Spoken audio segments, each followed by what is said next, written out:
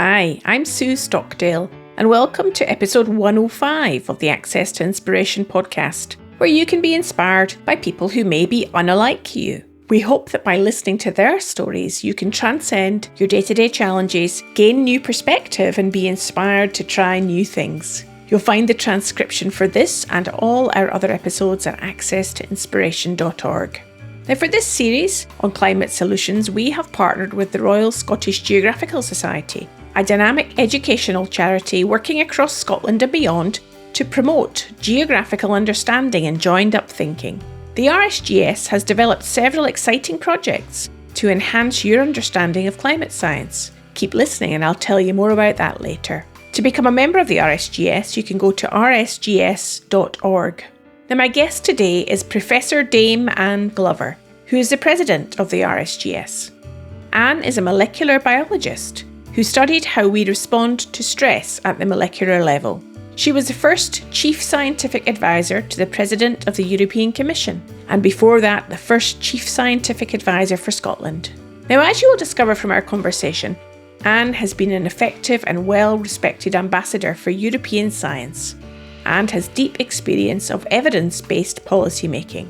She's also a fantastic role model, working to increase diversity in both science and society, as well as ensuring that the knowledge generated from research can be made useful. I found her style very engaging, straightforward and down to earth, and I hope that you will enjoy what she has to say. Welcome to the podcast, Anne. It's a great privilege to speak to you today. Thank you. It's a pleasure to be here. Now, there are so many things that I could explore with you in this conversation today, and you've had such an impressive and rich career in science. I wonder whether we could start by asking you, what do you do? If you met someone at a drinks party that didn't know who you were and they said, "Oh, what do you do?" How would you describe yourself? That is a difficult one, but I don't know. It depends who I'm speaking to. What I would say is that as a scientist, I'm just an explorer. So I'm really interested in the world around us, in us as human beings, how we work and function. So what I've always done is I've had a question in mind and I want to find out more about it. So from my own research career, I was initially interested in how all the molecules that are made in our body get to the right place to be able to do their work. And actually, that's quite a complicated business because inside we're made up of billions of cells. And inside each cell, it's quite a beautiful architecture of where things are and how they're compartmentalized. And so I've always been interested in how are they targeted to the right location. And then I've also moved on to lots of other different research areas. There's always been a common thread between them, but it's all about that idea of exploration, of just finding out why and how things work. And that's what really motivates me. So I'm hearing curiosity at the heart of that exploration, Anne. And I'm wondering, given that sometimes science isn't the most popular subject that people choose when they're at school, if you were thinking about inspiring people at school these days to embark on a career of science, what do you think would be most appealing to them? I suppose I would say to them, do you want a life of adventure that is not only enormous fun and incredibly rewarding for the person who's doing it, the scientist, but also the knowledge that you unearth or discover that can be really helpful, both in terms of whether that's about human health or sustainable futures or sustainable energy, whatever it might be, you can be part of that. And I think the big thing for me is that when people think about scientists, they always think about something that is other, I would not be that person. Scientists are weird in some way. They think about, straight-laced people in white coats who never have fun and who just spend all the time in a smelly laboratory. And that could not be further from the truth. I mean, science gives you all the opportunity to solve the biggest problems that we have facing us as humankind. But it also allows you to travel the world, to have friends in all sorts of countries, to be able to visit those countries, not as a tourist just, but as someone who will understand how people live in different countries and how they work. So it's the most amazing career, but it's always portrayed as something a little bit odd. And I think we could do a lot to change that view so that it seemed much more attractive, particularly to young people who want some excitement. Well, excitement is a life in science. You have had that from your amazing career. You were the chief scientific advisor to the EU, is that correct?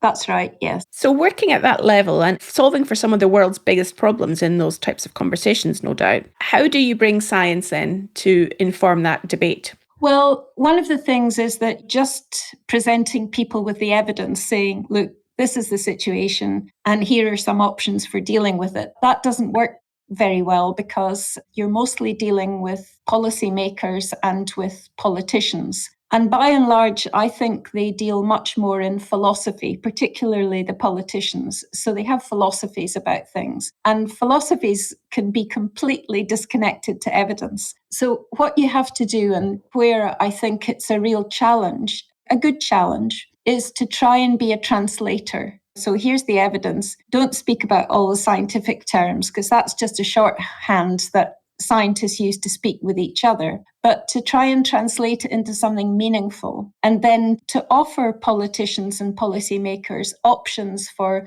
okay, this is how you could deal with that problem. Here are some evidence-based options or policies to be working with. And I'd also persuade them that why that could be so effective and important for them is not only would they solve our problems on behalf of the populations of whatever countries, but also because it's very hard to contradict a policy that's based on evidence, because the evidence is the stable platform.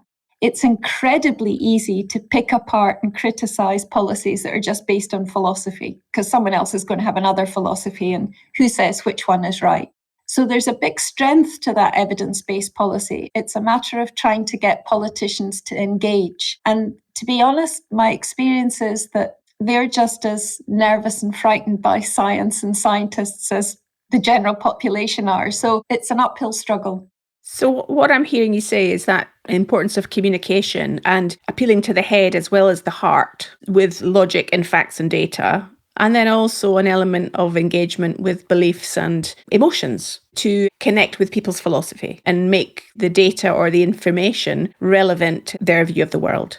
Yeah, actually, I think you put that a lot better than I did. I think that's exactly right. And it's also to remember that scientists, we're emotional beings as well. We are not without values. People think sometimes that science is a value-free zone. It's just absolutely all about evidence and data. And of course, that's not true. We should accept that we also have values and so on, and be open and transparent about those. But it is all about communication. And, from the point of view of encouraging more people to do science, that's about communication to say, look, this is what a life in science would be like, as well as getting people to use the knowledge that we generate from our research. That's to do with communicating how important it is and how they could use it.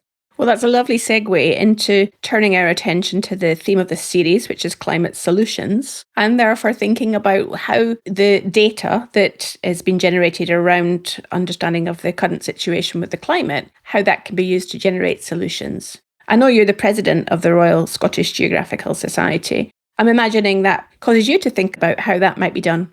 Absolutely. And I like the theme of this podcast series about climate solutions. And I think that historically we've tended to look at what is a bit of a crisis. We've tended to look at it as it's all dreadful, it's all terrible, we're doomed in some way. And I think that actually the more knowledge we have, the more we can understand about how we can avert the crisis that faces us and what we can all do. So it's about possibility. It's about doing things differently and not necessarily in a bad way. So I think historically it's about giving up everything.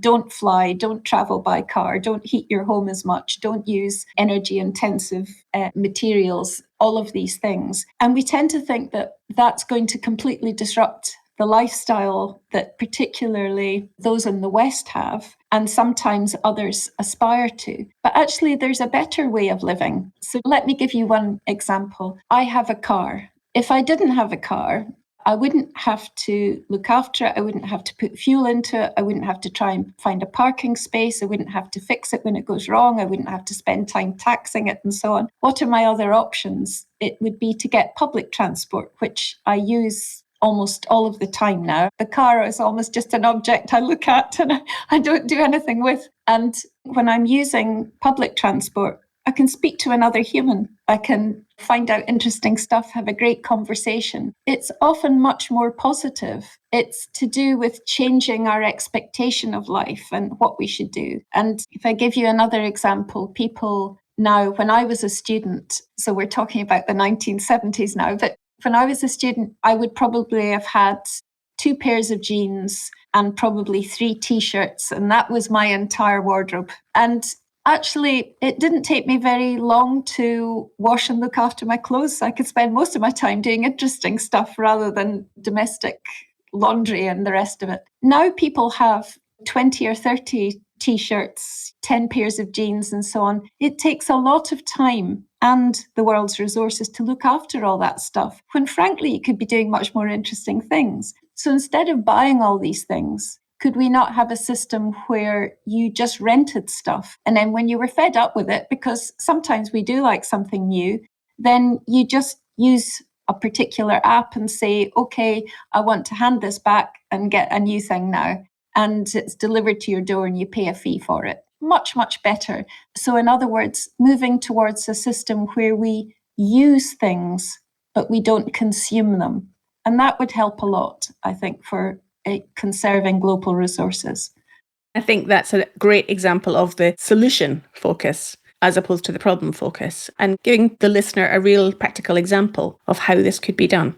Yeah, and actually, I think we as global citizens, we should be a bit more demanding. I sometimes think, now, a lot of people will think this is a very odd statement, but I think our politicians have an easy time of it. I mean, we elect them to represent us, but I want them to use their power, their convening power and their ability to develop new and creative policies for us all. I want them to do that in a way that's responsive to me. And I want them to, instead of perhaps pursuing their own philosophies, I would like them to look at these really important issues. And I think we should be a bit more vocal about saying to them, well, you're not doing this, you're not getting my vote again, unless you think about some way that you're going to make it easier for me not to have to use private cars, or to think about an economic system that is better for me and for the planet. So I think we should give our politicians a harder time, because they've got a great responsibility. And if I'm honest, if I look globally, I don't think they're meeting that responsibility very well. And I guess that's why perhaps we see around the world, particularly with the younger generation, those people being willing to voice their frustration with politicians. Absolutely. And you know, a very obvious example that I think everyone will have heard of is Greta Thunberg. Now, I think she's a wonderful young woman. The reason I say that is because as someone still at school, she felt that these issues of climate change and so on were so important that she thought that she would do something. And she is a very good communicator. And so she went on strike. And you would think, wouldn't you? Because I hear a lot people saying to me, oh yeah, but what can I do? Well, so there's somebody without economic power, without, you would argue, any agency. She's not doing an important job in the world that people are going to notice if she goes on strike. As a pupil at school, she went on strike. Well, what an impact that has. And she most certainly has stood up with all the confidence of youth and the disregard for people's positions. And she's held some of the world's most prominent politicians to account. And she's done that very well and inspired a whole generation of not just other young people. I've found her inspiring, and I've thought I haven't done enough, you know, when I look at a young person like that. So, yeah, I think that we can learn a lot from looking at others, but individuals can have a huge impact. They always say, don't they, about the impact that a mosquito can have. We think they're insignificant, but if they're inside your mosquito net, then you know all about it. Absolutely. And I've been there. Not a pleasant place to be. No. So given that you have had positions of power and influence in your career, Anne, and no doubt then a responsibility that goes along with that, I'm wondering, do you see that an important role that you do play is being a role model for others? It's always funny because I don't think anybody ever sets out to be a role model. And in a way, you feel slightly uncomfortable because you think, well, I'm not good enough to be a role model. There's something better that you could be rather than me. But I do know, I think particularly in the area of encouraging more women to consider a career in science, there's a phrase which you've got to see it to be it. And I do believe in that, because if you look around you, and I walk along the corridors of many big institutions and universities and so on, and what I tend to see decorating the walls are pictures of older white men. And if you're a young woman and you're walking along the corridors, subconsciously you're going to think that this place is not for me. These powerful positions or the ability to influence is not going to be mine, because I don't see anyone who looks like me there. And I hope the more that people see someone like me, because I think by and large, 99% of the population are ordinary people, and I'm one of them. So if I can do it, anyone else can do it. All you need to be is interested, curious, passionate about a particular subject, and then just spend some time pursuing it. And there will be barriers. And my advice to people when you come across a barrier is sort of just ignore it and just keep going, or think about, well, that didn't work, so I'll go around in another direction. And I am proud, particularly, and it does occasionally happen to me, and I feel amazed and so proud when a young woman will come and say something to me about, oh, you've really inspired me, or whatever. I think that's a great thing, and I'm glad that I have. I think that's one of the most worthwhile things that you could do. Listener, I must tell you that ahead of this conversation, I sent Anne some questions that would be things that we might consider in our conversation today. And what she's just described in her response then is an eloquent way of wrapping up 3 or 4 of those important points that we had as questions into one answer. So I think I'm currently receiving a response from a very skilled communicator, Anne. Thank you for that, coming from you as well. Thank you. If this episode is inspiring you to find out more about climate change, then the RSGS Climate Solutions course can give you a greater understanding in a quick and simple way. It's been developed by leaders and experts in climate change from the Royal Scottish Geographical Society, the University of Strathclyde Business School and the Edinburgh Climate Change Institute, and it's endorsed by the Institute of Directors. In just 2 hours, you can learn about practical solutions that you can implement immediately to help tackle climate change, direct from world-leading experts. Head on over to climatesolutionsnetwork.com to find out more. Now back to the podcast. Now, if we think about science and geography, because those areas are, of course, 2 of the themes we're really focusing on within this podcast series, how do those 2 subject areas connect for you?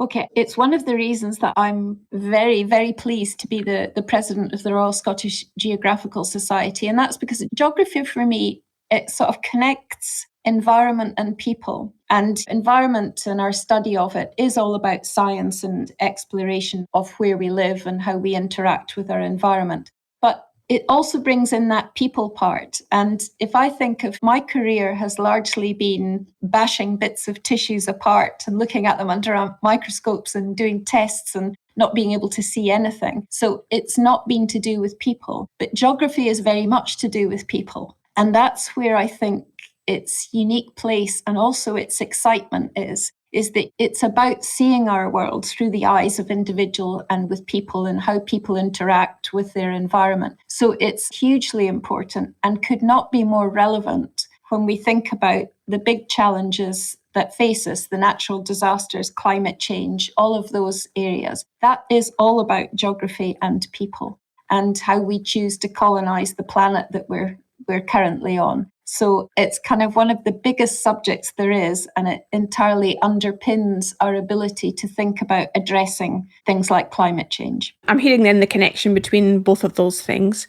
For those young people that may be beginning a career in geography and or science, I'm wondering what you think the most important skills or competencies they need to have, given the world that they're going to be graduating into. I think the most important thing is to be outward looking. And what I mean by that is that it's very easy to get seduced when you're studying something that you actually find really, really interesting. And I'm describing myself now decades ago. And you just want to read more about it, to do more experiments, to find out more, to generate more knowledge. But my PhD supervisor, once I'd done my degree and I moved on and did a doctorate, my PhD supervisor once said to me, and he was meaning it as a chastisement because I loved doing experiments, but I wasn't so good at writing them up and publishing them. And he called me into his office one day as Professor David Eller, and he said, look, Anne, great that you're so excited about your science and so on, but research not published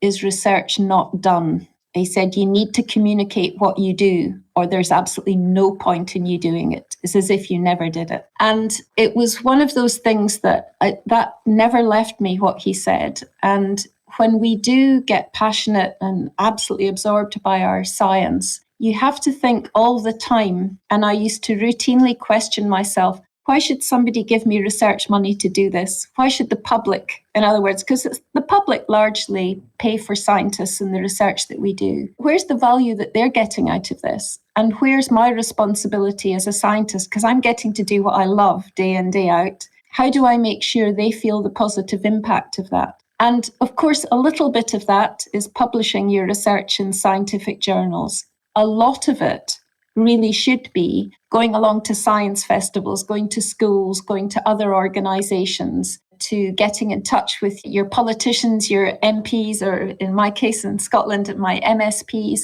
but to say to them, look, this is evidence that you need to be looking at to be able to address that problem.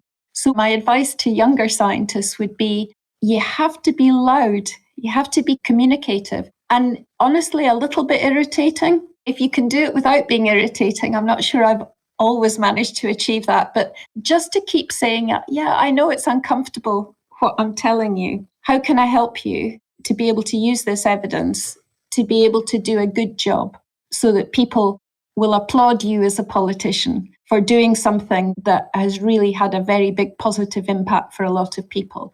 And I'm very happy that politicians should get the credit for that, because they've got the responsibility for it.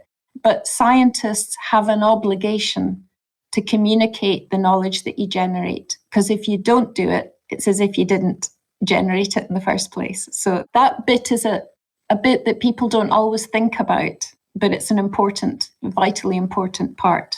I wholeheartedly agree with you, Anne. And here we come back around to this subject of communication. Sometimes we perceive that scientists are very logical, left brain, detail orientated, perhaps not great communicators, that wouldn't be their primary strength. And yet, here's you saying actually communication is key.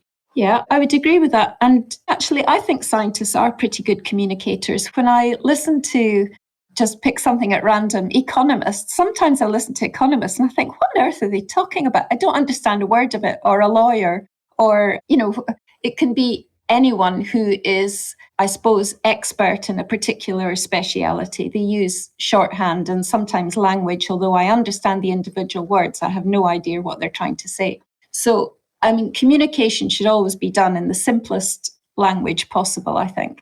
But not all of us maybe want to communicate it. It's quite daunting standing up in front of a big group of people and trying to communicate. I always find you get nervous or an awful feeling in the pit of your stomach. That never goes away, but I think that's a good thing. That's partly adrenaline, and that makes you sharper, which is good. But if as a scientist you feel, I've tried it lots of times and I can't speak effectively to a group, that doesn't let you off the hook. What you then need to do is find another scientist who will communicate on your behalf. So it's making sure that whatever you are generating, whatever knowledge you're generating, and some people find it easier to communicate through the written word rather than spoken, then you just need to find a way of doing it.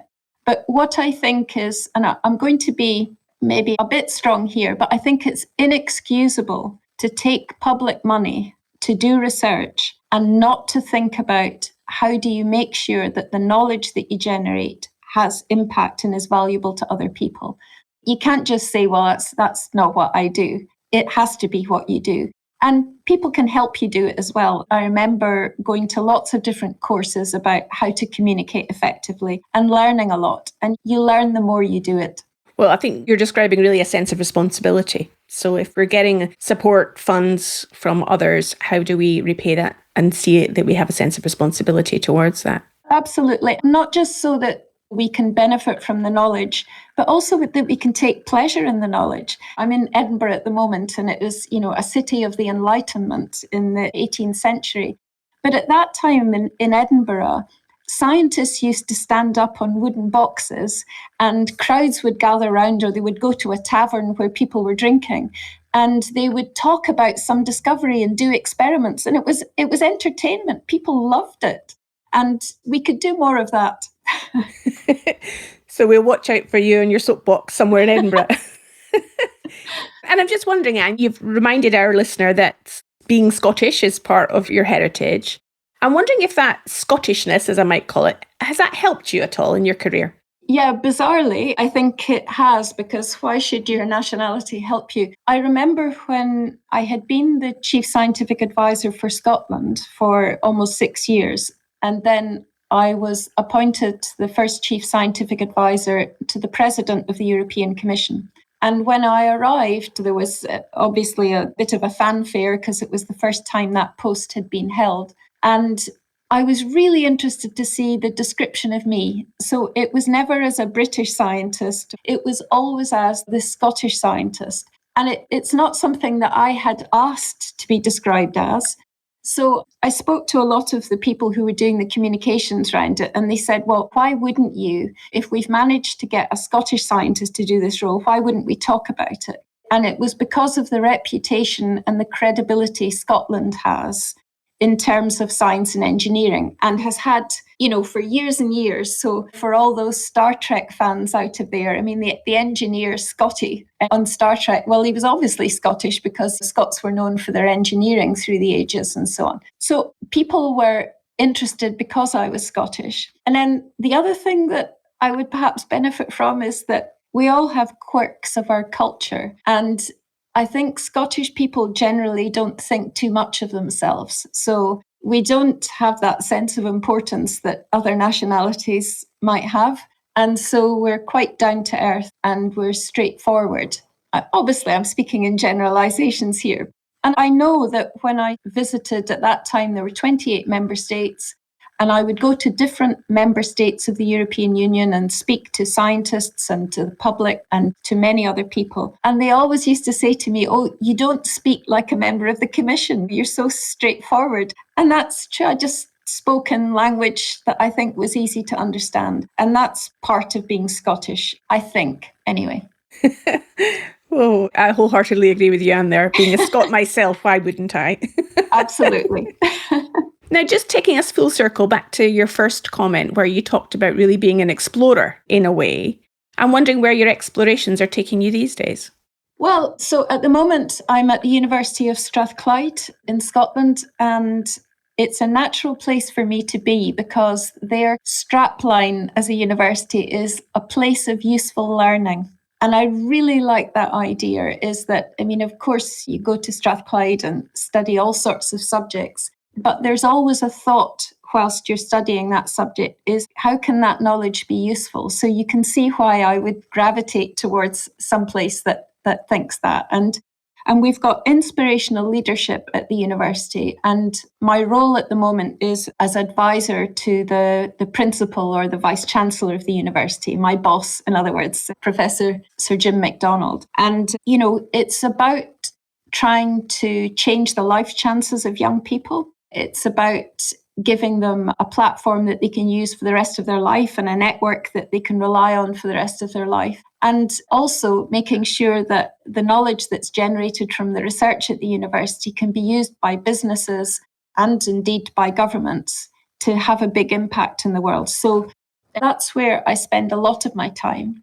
And also do that thing, when you get to a certain age, you start doing other things in inverted commas, which tends to be on boards of organisations. And I've worked with a number of charitable institutions, particularly looking at things like food sustainability in Africa. And I'm particularly interested in that. I think we could be sustainable in food in developed worlds. It's just that we choose not to be. But if you live in like the African continent, they're feeling the first impacts in Africa and Asia of climate change. So how can we leverage science and research on their behalf to make sure that they've got a sustainable future. Because my view is that what we currently described as the developed world, we created the problem. And I suppose the full burden of that problem is more felt by people, for example, in Africa and Asia. So we have a bit of an obligation to do something. And also, I'm sometimes never happier than when I'm in different African countries. There's something about the people in those countries that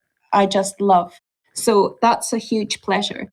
And I suppose the other thing that I'm particularly interested in is using biology or biotechnology to substitute for a lot of the technologies that have required fossil fuels in manufacturing goods, making chemicals and products, have often used oil or gas or coal. And you can use biology as a substitute. So I chair one of our innovation centres in Scotland to try and make sure that that technology becomes mainstream, not just for us in the Western world, but globally. And I have no doubt that your ability as a communicator will help speed along those changes and spread the message about that work that is being done in those innovation centres and so on.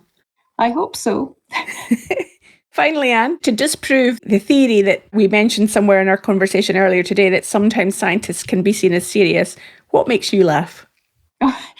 Well, that's a really good question. I mean, you tend to see scientists when they are being serious because they're talking about something that's serious. But just because we deal with serious things doesn't mean to say we're serious people. And I am happy to say that I spend the majority of my time in life laughing. I find people, my friends, my husband, in fact, makes me laugh hugely. And there is nothing better than having tears streaming down your face of laughter because of, either not necessarily stand-up jokes, but situations and so on. So I love laughing. I love going to the Edinburgh Fringe and Festival every year, and I laugh a lot at that. And I laugh at myself a lot because, I can still see the absurdity sometimes of things that happen to me or things that I do. So I spend a lot of time laughing. And actually, if you have a career in science, you have to remember that you're interacting with some of the most creative, imaginative people in the world, and they tend to be incredibly funny. So if you want a good laugh and a life of adventure, science is for you. Well, I can't beat that strapline as a final point for our conversation, Anne. It's been lovely today following your career, sharing some of the highlights and your thoughts on these important subjects that we're considering around climate and the way we can look after the world a bit better for all of us. And it's been absolutely lovely for me to have this opportunity to chat to you as well, Sue. Thank you. Thank you, Anne. If people want to find out more about the work that you do, how might they be able to do that? So the easiest thing is I'm one of these odd people with a Wikipedia page. So you could look me up on Wikipedia. There's more than one Anne Glover, I should say that as well. There's also a witch. That's not me, and she's dead. There's also a venture capitalist. I've met her, but that's not me either, although we do get confused for each other. And also you could have a look at the University of Strathclyde. I've got a web page there, and if anybody's any questions, they can email me. It's easy to find out the email address on the Strathclyde webpage. Wonderful. Well, thank you again, Anne. It's been a real honour speaking with you today, just to hear how down to earth you are, how excellent you are as a communicator, and no doubt a great advocate for the missions that you support. Thank you very much. I hope you enjoyed my conversation with Professor Dame Anne Glover. And she is certainly confirming a thread that has been prevalent across all the episodes in this series so far, about how we communicate has such an impact on what we're trying to achieve. Now, you might also want to listen to episode 76, where Susan Murphy, a broadcast voice coach, provided some really useful tips on how to communicate authentically. And here are 2 actions that you can take, having listened to the podcast. First is you can go over to the website, to the reflection section, where we have a list of questions that will help you to reflect on what you've heard in this episode. And secondly, you can sign up for our Zoom listener discussion on the topics that are raised in this series, which will take place on Friday the 21st of July from 1 o'clock till 1:45 BST. And you'll find links to both of those things on the show notes. For the final episode in this series, next week, my guest will be Bertrand Piccard, the legendary aviation pioneer who made the first ever non-stop round-the-world balloon flight and now combines science and adventure to tackle some of the great challenges of our times. I do hope you can join me then.